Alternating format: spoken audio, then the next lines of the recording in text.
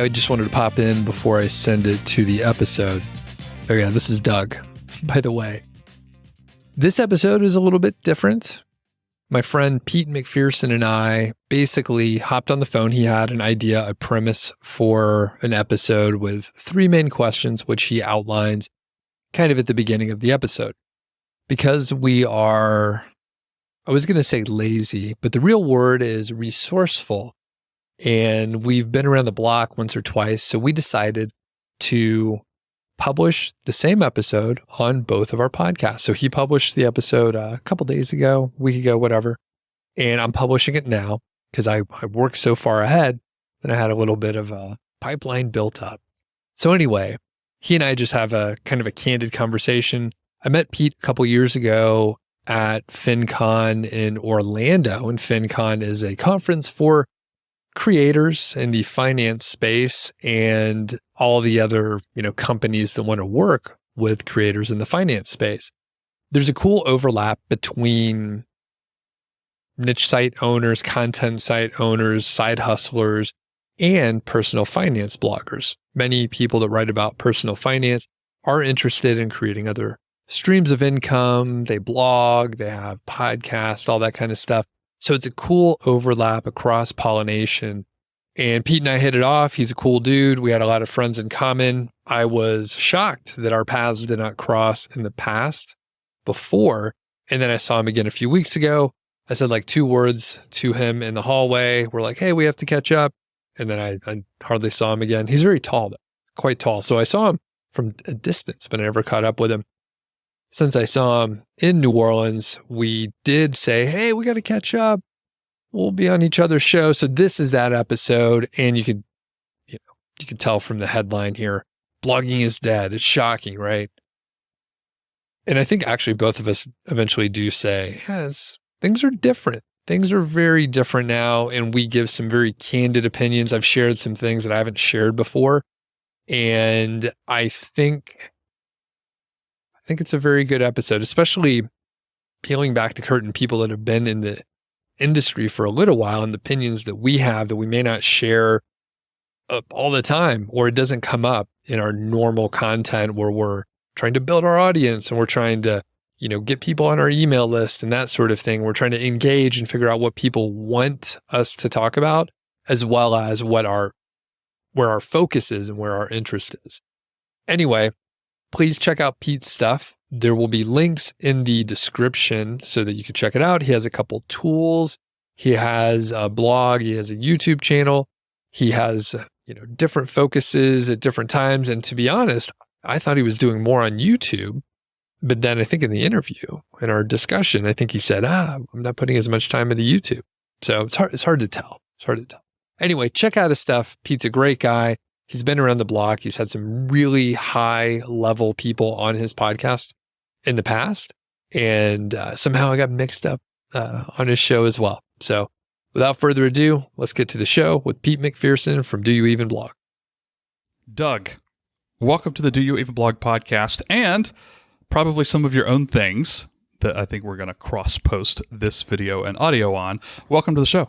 Thanks a lot. This is fun. It's been a little while since we caught up, even though we saw each other in person down in New Orleans, but good to see you, buddy. Yes, and I'll set this up a little bit. So I actually, we have recorded podcasts together before, and I interviewed you before to come on the Do You Even Blog podcast. That never made it live. I delayed it long enough, like I just didn't get to it. I was like, oh yeah, this is going to go out next month or 2 months or like whatever it was. I put it in the pipeline, and literally I listened to it again and I was like, well, this was bad timing because this is horrible. Nothing you said, but it was just timely, irrelevant because we had kind of talked about AI, and then it was just a weird timing thing. I wanted to do it again, and then I forgot, and then I saw you at FinCon, and here we are. So if you're listening to my voice and you don't know who I am, I think I actually suggested we could cross-post this on different platforms or whatever. I'll give you like the 30-second bio.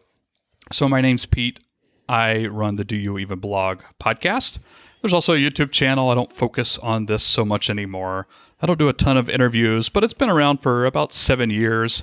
And I mostly just talk to awesome creators and online entrepreneurs just like Doug and others, right? And I just ask questions. I like talking about digital marketing and niche sites and SEO and YouTubing and all sorts of stuff. So DYEBblog.com is where you can find me.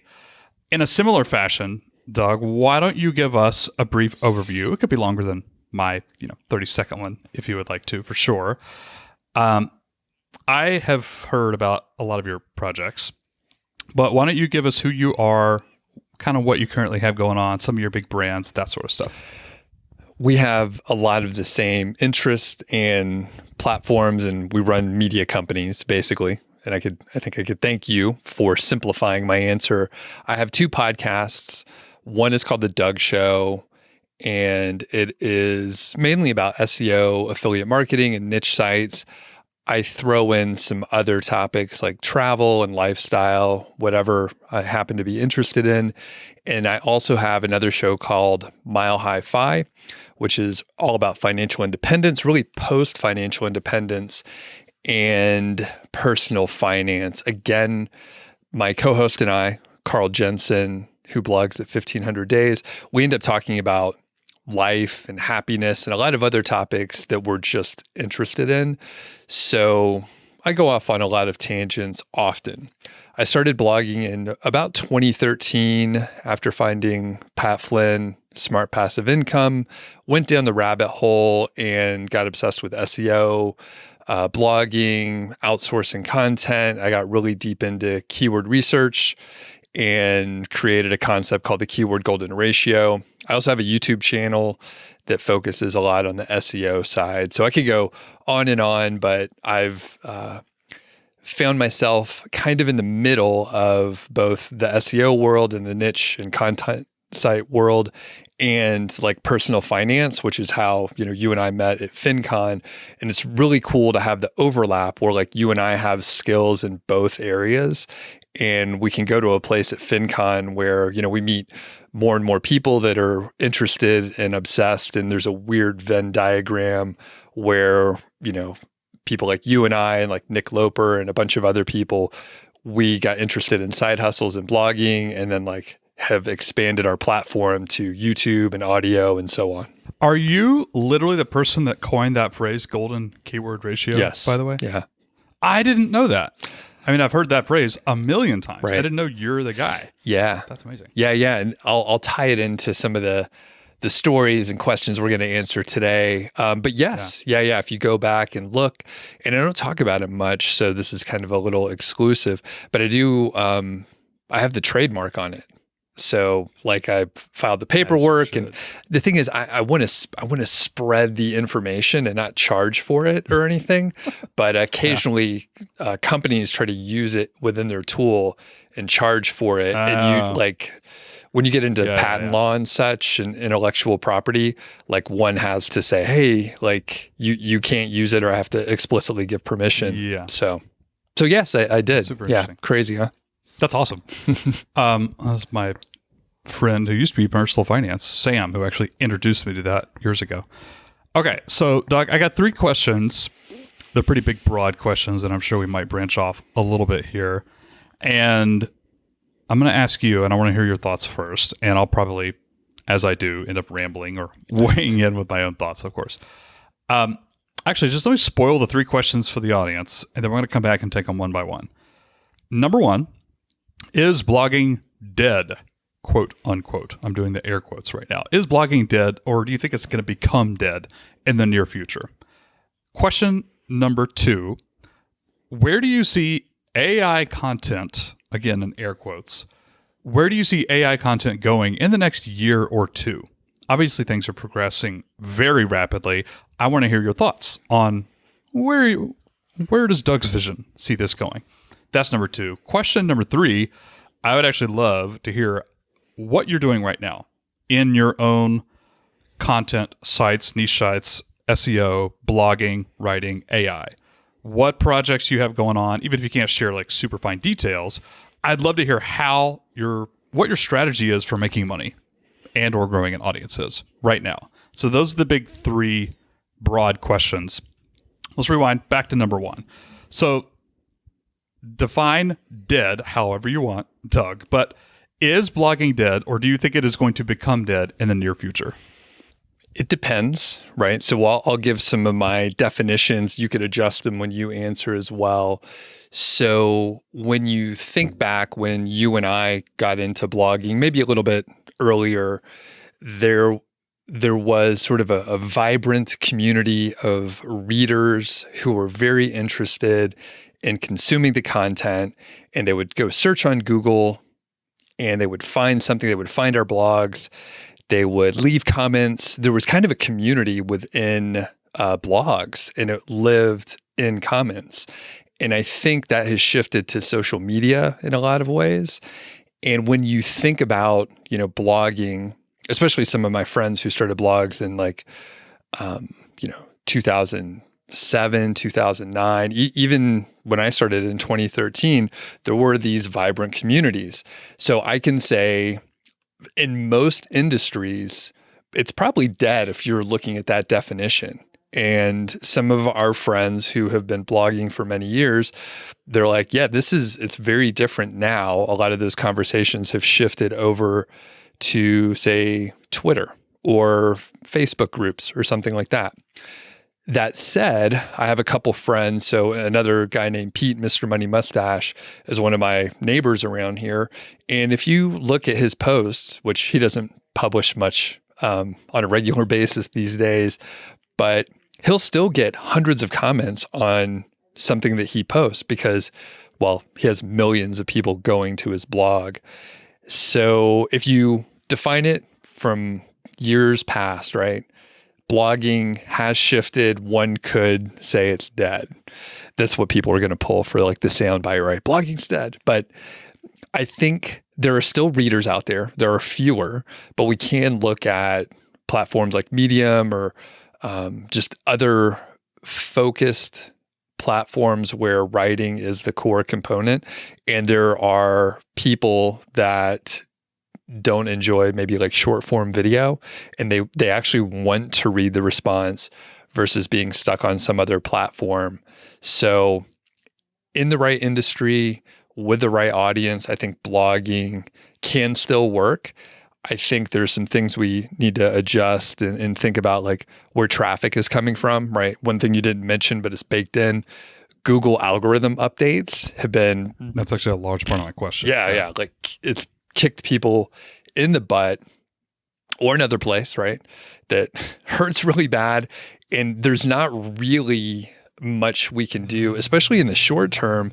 And for a business, maybe an e-commerce site that got a lot of traffic via organic SEO, I don't know what they do, especially in the short term. They could try to run ads, but that's a whole different business model. So pretty tough. What do you think, Pete? Well, hang on. I will answer that. Let me rephrase the question too, to go a little bit more specific. Niche sites or niche sites, however you want to say it, are niche sites dead? And do you think those will become dead in the next year or two? Right? Because Mr. Money Mustache, by the way, it's funny you mentioned that. I specifically found, I don't think I ever Googled anything and landed on his site. Ever. It was all from a friend told me, I found it on a Facebook post. And then eventually, once I started following Pete, I literally just had Chrome bookmarks with some of his posts, and I would go back and reread, and then I'd find other ones on his site. It was never SEO, organic search. And there was community there, and he had forums and all the other things. But what about niche sites? What about starting one from scratch, or one that was even started in the past couple of years? Is that type of blogging dead, do you think? Similar answer. I think if you look back to what we used to be able to do, that sort of single platform of just a blog, I think would be a little bit, not foolish, but I'll just use the word. That's what I was going to say. It would be a little bit foolish to just focus on a blog. And again, this is a foreshadowing for some answers I'll give later. But I think you have to look at the beginning, what is this platform going to look like? It should not solely rely on Google search traffic because it is so volatile that it seems a little bit scary to me. And I've seen people, they're like, hey, I worked on this for 2 or 3 years. I did all the stuff I'm supposed to with original content. I'm testing the products. I'm doing videos. And then they get hit with one of the algorithm updates and they're devastated. All this work, all this effort, and they were doing, in air quotes, everything right. So I think blogging would still be a component. I think it's very valuable, but it is just a piece of the puzzle now. Yeah. All right. I like that. I'll respond really quick. I think, is blogging dead? Or more specifically, is more focused niche site SEO blogging dead, I think. Yeah, I think so. And I don't think it's coming back anytime soon. So I've started like a dozen sites this year, and about half of them I think I've actually shared with my audience just for like example stuff. And I've straight up said from the beginning, I don't think this is not long term. I know this going into it. You actually mentioned like you didn't say the word plan, but you kind of mentioned like having a vision, having a plan for what this is and where it gets an audience and that sort of stuff. And my plan all along was, I know there's not a long-term plan. I'm starting these to see if I can have fun with it and make money in the next year, because I don't think, I just don't trust the long-term niche site SEO blogging model anymore. I just don't. And I hope I'm wrong, but I don't trust it. Is it dead? Dead? No. There's still money to be made right now for people to do AI content, and we'll talk a little bit about what that means in a minute, maybe. But I think there's plenty of opportunities right there. But I don't see Google really rewarding this a year or two from now. Once AI search is like even like 4 or 5 times better than it is in the next couple of months, like literally Google will show articles in search results probably for the foreseeable future. But it's going to be surrounded by AI content. It's going to be as references to AI content, and people won't need to click, or they'll click a whole lot less. That's what we already kind of think is going to be coming in the next like 3-6 months. I think it's going to be way worse, like a year from now. I do. I think SEO blogging, niche site blogging is going to die, quote unquote, as we know it really soon. I just don't trust Google. I like what you said about diversification. I like what you said about thinking of any new project beyond that scope. I think that's an absolute vital thing people need to do. Or go into it knowing that it's not going to be around a year from now, and you should build it and sell it. Even as a starter site, right? Like I'm looking at Motion Invest, like I'm going to list some of my sites there for like $1,000. I've spent way less money on them than that. Like that still turns me a couple $100 of profit. Mm-hmm. It's not life-changing money, but if you do that for lots of sites, I don't know, something I'm playing around with. But I ramble a little bit. Well, let me jump in and ask you. So you mentioned that you started about a dozen sites and you're like, there's money to be made right now. Maybe you could flip some of these sites. Why are you working on shorter term projects versus something that you plan further out and you have a longer timeline? It is volatile, right? Like you can make money in the short term. So that's one aspect. The secondary question is you're selling like a ticking time bomb to someone. So like from a not moral, but an ethical standpoint, you're like, hey, I don't know if this site's going to keep going. You personally believe that it's probably not. So like, how do you rationalize that as selling a site? There's a couple of different questions in there. Selling the site, the last thing you said first, I've literally never thought about, because I feel that way. It's like that with all the sites. Half the sites you see listed for sale are declining or something has happened. You don't see sites like that are in their like hockey stick growth up for sale. Never, right? How do I feel about it ethically? I think it's on them. And no one knows. I could be completely wrong. If I actually knew the future and I knew these sites were not going to do anything, that would be one thing. But there's lots of people taking similar gambles, and they know what they're in for. People who buy these starter sites that have 500 blog posts on it that are 100% AI, they know what they're doing, right? They know the risk. They're not hoping for a miracle thing and it's going to go forever. They understand exactly what the game is. So I don't feel bad whatsoever for that. What was the other more important question you asked? Oh, why am I not doing more longer term things? 2 reasons, and this would actually be a great conversation if we hook up again next week and record a longer interview. Number one, because I don't know what the future holds, and I don't know what's going to be long term right now, no matter what I do. And number two, the reason I have like a dozen sites, and I highly doubt any of them are going to become long-term things for me, is because I'm actually focusing on my apps, coding and building apps and stuff like that. That's been my primary focus. So I have a lot of sites that only have like 30 or 40 articles on it because I threw them up and I'm using them as testing grounds for my apps and like all sorts of stuff like this. So yeah, that's the answer. Makes sense. I can go on longer if you want me to. But. No, that makes sense, especially with the apps that you're creating. It's like it gives a perfect sort of outlet for showcasing what they do. Yeah. And we're going like super deep here, but I literally sent a sales email last week during like the Thanksgiving, Black Friday sales or whatever. I held my own little offer. And I even mentioned in the email, I was like, I probably won't be doing this app a year from now. It might not be relevant at all. If you're going to do it right now. And there's a reason I don't offer annual plans and I don't offer lifetime deals on AI products, because that's, you asked me like ethically, morally, that rubs me the wrong way. People who are, Brainwork was one of them. No, not Brainwork. One of those AI tools just last week announced they were closing down, and everybody was like, yo, I just paid you for your lifetime deal. And they, like 2 weeks, they're closing down. They're shutting down their app. And I was like, that's why. Yep. That's horrible. Anyways, and I wonder if it was premeditated too, because it's like that was an AppSumo deal, right? Like, and I've seen this in the past, but this is like accelerated. And was it Brainwork? Well, yeah, we'll fact check it. This is all entertainment anyway. We don't. Yes, not advice. I wrote it down because I wanted to record a podcast episode about it, like a solo show. Yeah. It's like lessons learned from this. Don't do this. Yeah. Anyways, okay. Though I want to move on to AI and using these AI tools. Before you share kind of what you're doing right now, and I really want to hear about it. If anything, some people are honestly taking breaks, by the way. A lot of people I know, they're like, I'm going to wait a year or two and then come back and do more content. I want to hear about the future of AI tools or the way you see this going.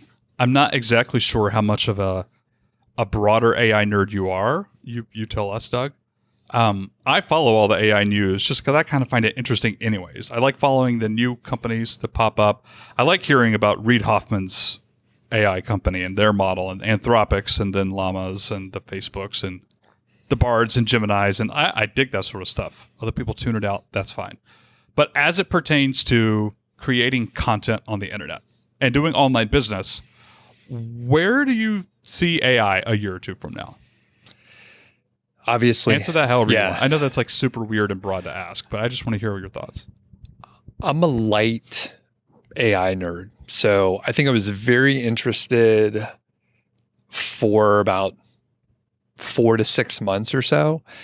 And, a lot of changes happened then. Like our first interview, I think things were shifting. Like every 2 weeks, something new was coming out. And, you almost have to do like a live stream to make sure it's kind of current because everything's shifting so fast. I think from, the written content standpoint, there are so many tools out there. Some of them are quite good, right? You get pretty decent quality content depending on the topic area. There are techniques that you could use. Like I interviewed someone recently, Tony Maritato. He's a physical therapist, and he is using ChatGPT and I think WebPilot for the plugin, and he's loading in journal articles and then providing his own input and then having an article written. So it's correct information. It also has his opinions. So that's about as authentic as you can get with accurate information from peer-reviewed journal articles. So there are ways to use AI where it's pretty good content. That's a great approach. And he's just not writing the narrative. He still edits it and all that stuff. So I feel like there's going to be a flood of low quality content, which it seems like Google is trying to do something with that and not let it completely ruin the SERPs. That's so debatable, but they are pulling pulling They're trying their AI answers and the SGE and all that stuff. But I, as a person that knows where the content is coming from, I tend not to trust that for very important things. Just generally, I don't trust the AI answers because it's derivative of all of the stuff that's on the internet, which could be absolute nonsense. So I think there's going to be, the same kind of cat and mouse game that Google has had with marketers and SEOs for many years. There's just going to be a lot more of that content. I also envision a lot of the AI tools to just go under and go out of business. And at some point, their content is not going to rank well, even though they, someone published thousands of posts and they're like, I'm not going to use that tool anymore. And they're going to go under. There'll probably be a little more consolidation too. Maybe like good tools will be acquired elsewhere. And I think the people that use AI as an actual assistant and they use AI to improve what they're already doing and augment what they're doing. And I can give some examples of that in a minute here. But I think they're going to stand out because like Tony, he's using AI as a virtual assistant instead of just publishing content as quickly as possible. So I think I'll end here. What do you think? Yeah. I'm going to label my approach the barbell approach, meaning if you imagine like an old barbell, there's two big weights on either end, and there's very little in the middle. And I was actually thinking about this a second ago. I feel like AI and online business is going to become kind of what happened to movies and TV shows. Let me tell you what I mean. I feel like, I don't have any data, by the way. I haven't researched this at all. I'm just making this shit up. I feel like 30 years ago or 40 years ago, there were movie theaters. There were blockbusters. There were great movies that came out, especially during the summer and maybe at the holiday times or whatever. And the amount of money per blockbuster movie was probably pretty similar. And then streaming happened and Netflix happened and even Redbox happened and all this other stuff where now we could probably guess. I'm guessing, I don't know how into movies you are, but if I asked Doug, what were the top 3 grossing movies of this year? You would probably say something like Barbie, maybe Oppenheimer, and you'd be correct, by the way. And maybe you point towards like one of the other ones. And there are fewer and fewer movies making way more money, but there's also just millions of more movies. Go browse Netflix for like the new movies added in the past month, and there's like 70 of them. Like, it's so stupid. And that's okay. There's nothing wrong with that. That's a long tail approach. We've been talking about this concept forever, but that's a trend, right? And I feel like the same trend is going to be happening for blogging. I completely agree with you when you say that if we're not flooded with low quality content already, oh man, as more people, even like myself, who build AI tools, the AI tools get better and better, we're just going to see just the Netflix of TV shows and movies, right? You're going to Google something and there's just going to be billions and trillions of results. Maybe that's stupid, but there's going to be a flood of low quality content. And it's going to be the barbell approach. I think there's also going to be fewer and fewer sites, fewer and fewer brands that start getting more and more traffic, more and more money. And quite frankly, I partially blame Google for this and the helpful content updates. The people who saw the least amount of hits, there's like 30 companies that control like 98% of Google SERP or whatever it is, right? I don't know the numbers. People can go find that report at detailed.com. Glenn also put together that article a few years ago and he updates it. It's fantastic. It's basically like these companies right here are just almost unbeatable, almost unstoppable. I think that's going to become more the case, if that makes any sense. As more and more AI develops and comes out and stuff like that. One more thing, actually, to this point. I actually think, so I won't tell you what my health issue was, but I had a health issue for about the past 2 months. I'm fine now. Everything's good. Pete's good to go. But there was a time in the past couple of months where I did a lot of Googling on health-related topics. And I won't tell you what it is, but more serious health-related topics. And I got to tell you, it's this barbell approach. For the health-related stuff, not only was I really scrutinizing what websites I was reading, but I was even making sure I read no less than like 10 sites for each one of these questions, just because I have to get this right. I have to understand this correctly. And so I was looking at every single domain name. I was opening like 10 sites, reading all of them, trying to get accuracy, right? Accuracy. Compare that to literally the other day when I was looking at my grandmother's tea cake recipe. She passed away now. Tea cakes, right? Little cookies. And I had kind of this recipe, and I was like, this is so the opposite of my health stuff.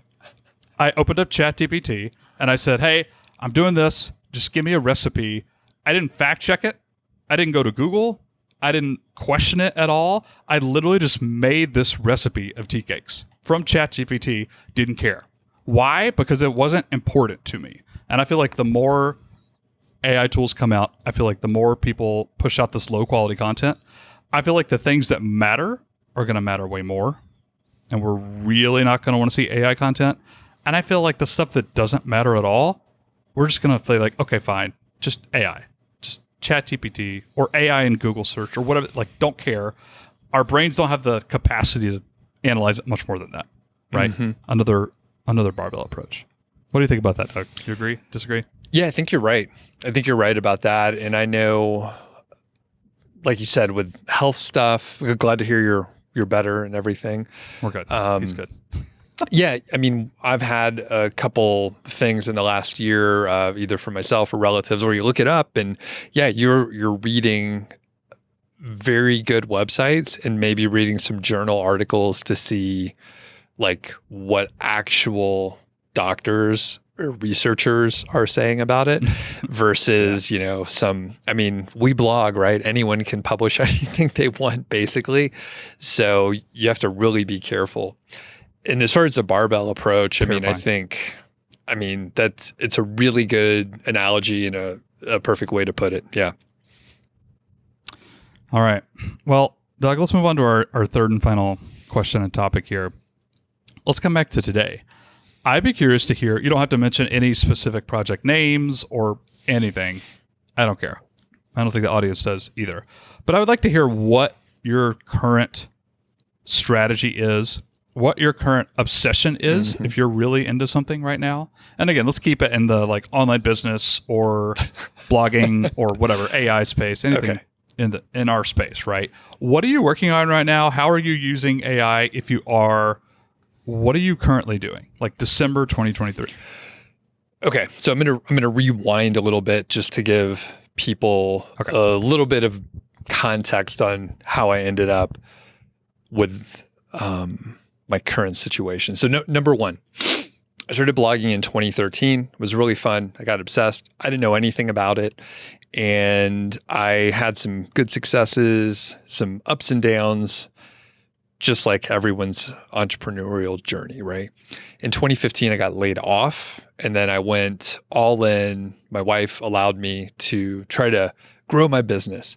So at that point in time, I tried a couple of different business models, like an agency, like a link building agency.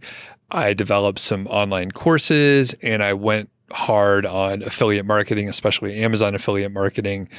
And I really didn't like working with clients. I really liked online courses and I liked affiliate marketing. So I kept working on those two things while I blogged, and slowly I expanded the platform. So I went to YouTube first, published a lot of videos, did live streams, got comfortable working on camera. And then in 2019, I started a podcast And that sort of spread the platform. It was all the top end funnel for online courses. The online courses were mainly around affiliate marketing, like you could imagine, in the make money online space, it can get a little sketchy, but I tried to keep it very professional, very authentic. All that to say, as time went on, I slowly was less interested in building brand new niche sites. I sold a couple of them, and the search landscape shifted. Starting a new site, it took longer to rank. There was a little bit more competition, and I was frankly bored after about 5 to 7 years of working on it. So I slowly moved more into podcasting and YouTubing. 2021, I started the other show, Mile High Fi. So you could tell that I'm sort of moving into another not industry, but I'm following my interest, which is more podcasting and communication and that sort of thing versus like pure SEO, which I never considered myself like a pure SEO. Some people are like, I'm going to battle Google and that is my mission and I'm really into it. I was never like that. So God love them. Yeah, they're a very big company. You know, I'm just one little guy. So I started a new site in around 2020 or so and have slowly worked on it over the years and have kind of tapered off as I was less interested. I've outsourced most of the content, outsourced a lot of the link building, and it's fine. It's still out there. You asked about if I'm using AI and what I'm doing. So I never published like a huge amount of AI. I generally have had my writers and editors just update they wrote the content from scratch. Of course, the tools weren't as sophisticated when I was publishing a lot for 2.5 years or so. And as the landscape shifted, I was like, you know what? The work that we've been doing has not been paying off, and now there's a flood of AI content. So I'm just gonna taper off a little bit here and let it sit. And what I am going to work on coming up soon, I'm not sure when this is going to air, but I'm going back to something I think you had some content around, starting a podcast. And the thing is, I realized that I was getting 2 or 3 questions per week about podcasting or YouTube. And it's something that I am passionate about. So I'm like 99% sure I'm going to have a course and kind of a workshop on podcasting and YouTube. And I'm actually going to start a new show in parallel so that people can see what it's like. And this is kind of a new thing I haven't told many people, Pete, but I'm going to start a new show with the intention of selling it in a specific market where I know there's a lot of interest, and not many people that I know of have, started and or sold a podcast. So it'll make, there's a multifaceted approach here. So even if it doesn't work out, I have good stories to tell. I get a course at the end of the day. There's a lot of pros for working on this project. So what am I working on now? I think a podcast is great. I think YouTube and a video is awesome. There will be a blog, but I am not super invested in the blogging portion. And I will be using AI to essentially pull the transcripts, turn things into blog posts, create summaries, create lead magnets, the whole thing, right? I'll use AI as a tool, but not to create the content, only to repackage the content into specific formats that could help me out and build the platform. I like that. I like that a lot. Good for you, man. Thanks. I like that. I have been, before I answer the question, I've shared this before, but I'll share it again. I do a word for the year every year that just kind of like lives in my head as I make decisions and do things. And this year was energy. Energy. I wanted to have more energy in my work. Part of that means only choosing projects that I'm interested in or have energy for. And I got to tell you, it's worked out really great. We could talk about this some other time, but I like that. You're into podcasting, you're into video, you have experience with it anyways. And it kind of sounds like you're you're a little jazzed for it. Like you had some like tinkering, a tinkering look in your eye where you're already kind of thinking about, oh, I might do this, or I might try this, or try this, or this. I love that. That's cool. Good for you. Thank you. Also, I intentionally stayed away from AI podcasting tools just because I haven't had the mental bandwidth to really dive in like I want to. But as I understand it, there's more and more, obviously, just like AI writing tools. And I brainstormed with a few people at FinCon on some potential like podcasting AI tools that would be amazing or super fun to build. And I actually wrote a bunch of them down. Like really, really interested in that. Well, yeah. What are you working on right now, Pete? I am on my technically third, although they're really two, of the AI apps that I built this year. You tried the first one. It was called Promptimizer, and it was it was there. It worked technically. It wasn't a really strong value add, and I very quickly like gave it up in favor of this new tool. It's called Fabb, and honestly, it was just me again pursuing my energy. I had the thought in June of like, what if I just built a tool that did everything of the blogging process, the SEO blogging, like literally start to finish?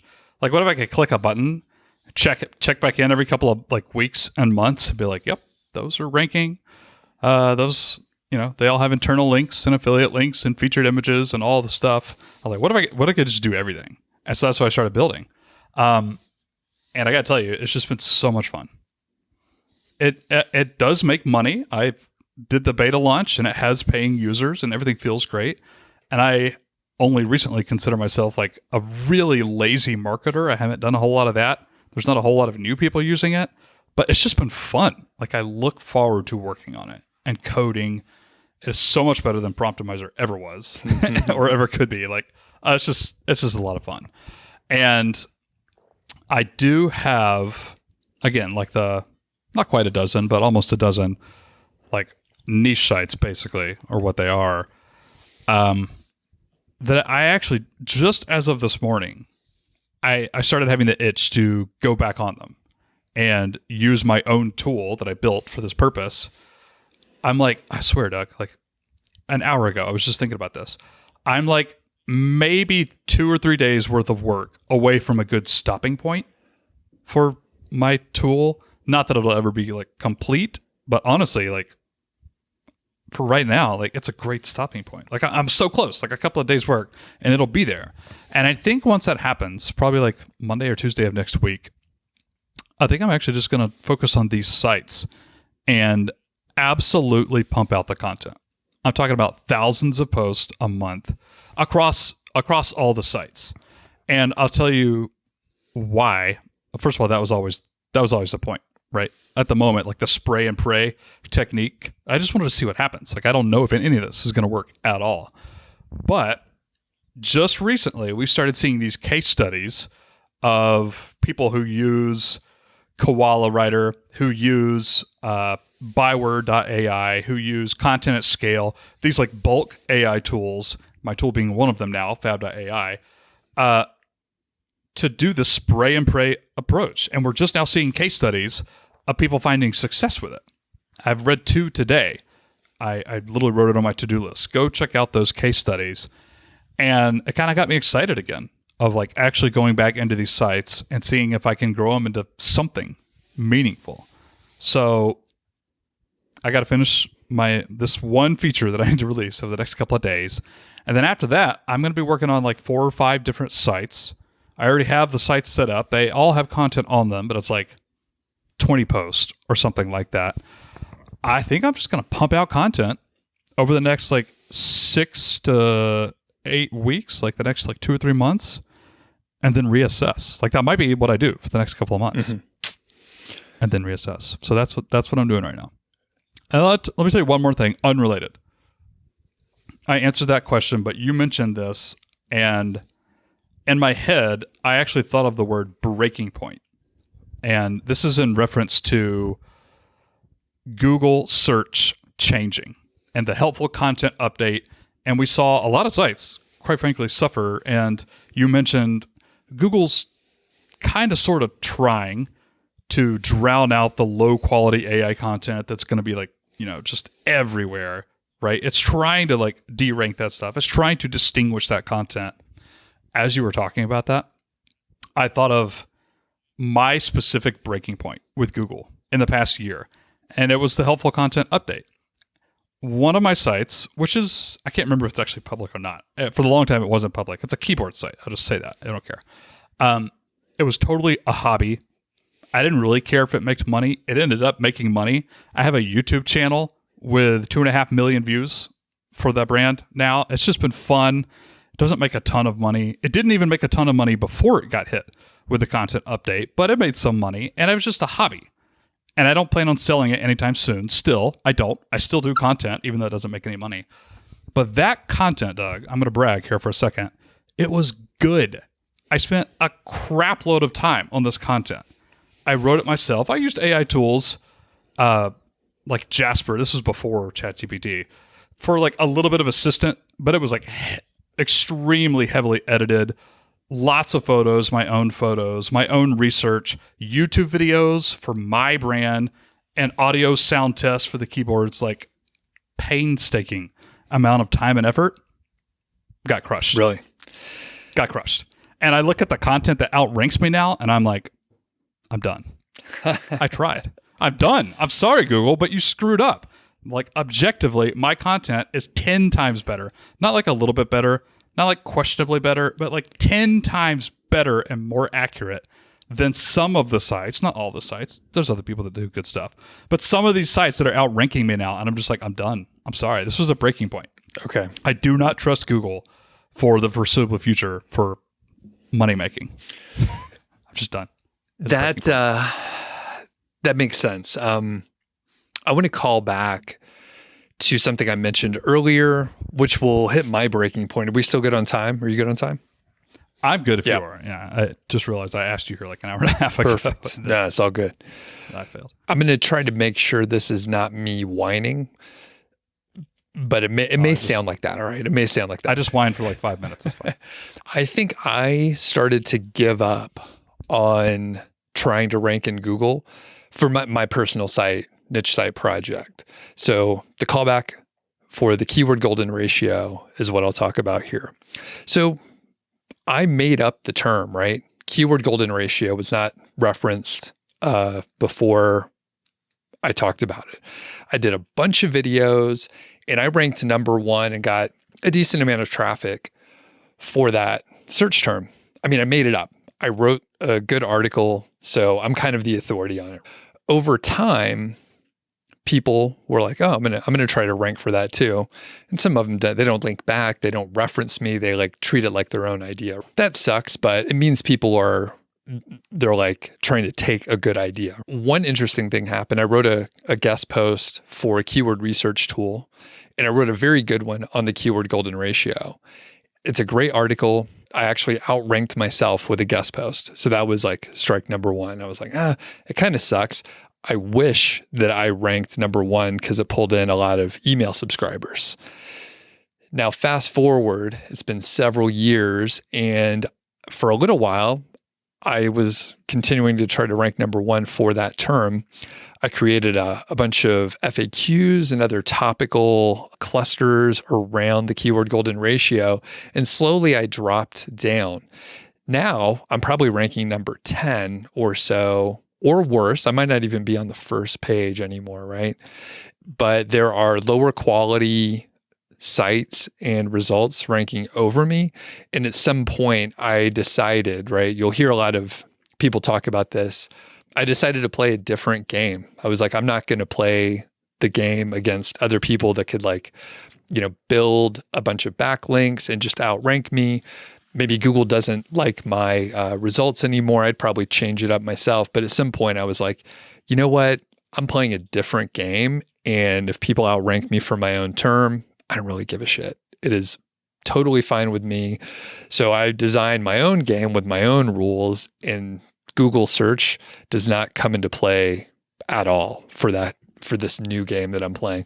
I haven't defined all the rules, but that's where I started to give up. And then slowly over time, I was like, I don't care. Like, it's a weird game to play, and I don't want to compete in the same way that I did before. So what do you think of that? I'm with you. Well, I actually just Googled keyword golden ratio, and before I hit enter, the autocomplete things, you don't know what the second one was? The one like right under golden keyword golden ratio? It was keyword golden ratio Doug. Oh, really? Yeah. Which I was like, this is just perfect. Yeah. This is perfect. Well, first of all, I mean, yeah, It's a weird thing. that sucks. Yeah. I don't know what to say to that.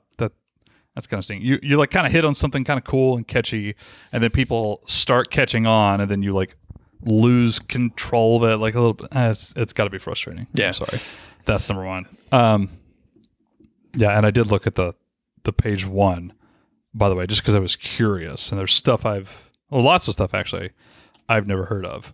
I like this idea of at least being aware of the game you're playing, quote unquote.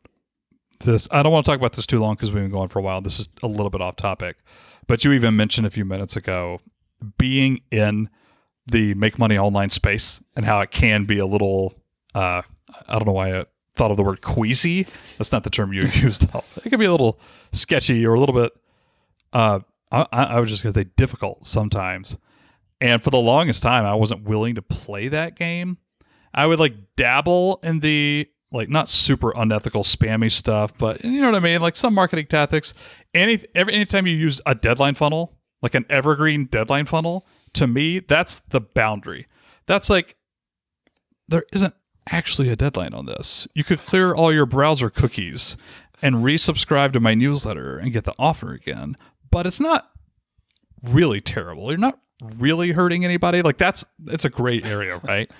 There's so much of that in the make money online space that I don't know. For the past, I'd say like 2.5 years now, I've been doing less Do You Even Blog stuff, way less Do You Even Blog stuff, because it just didn't feel like the game I wanted to play. Mm-hmm.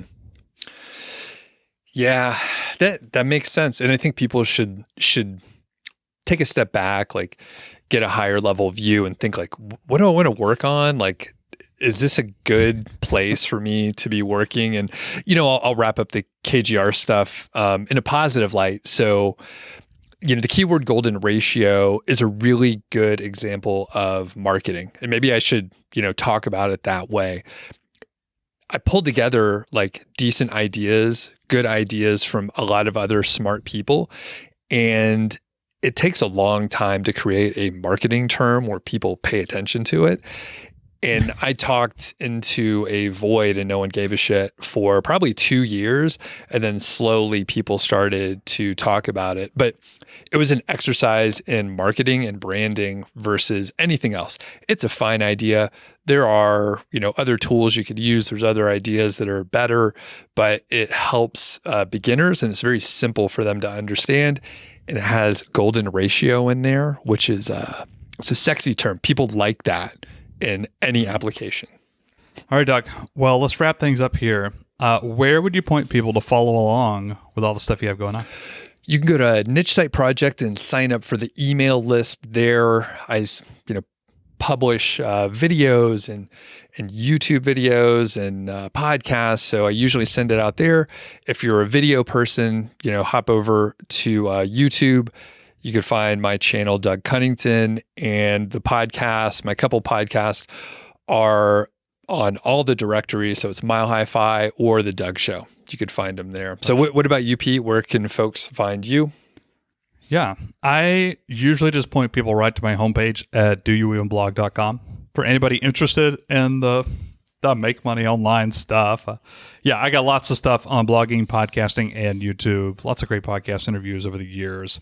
And at this point, my email list has been largely on the back burner, but I still send out at least one email every 2 weeks, and it's usually like a roundup email at this point, with just helpful things I've found, fun stuff, and some stories every now and then, and that sort of stuff. So doyouevenblog.com, right there on the homepage is where I point people.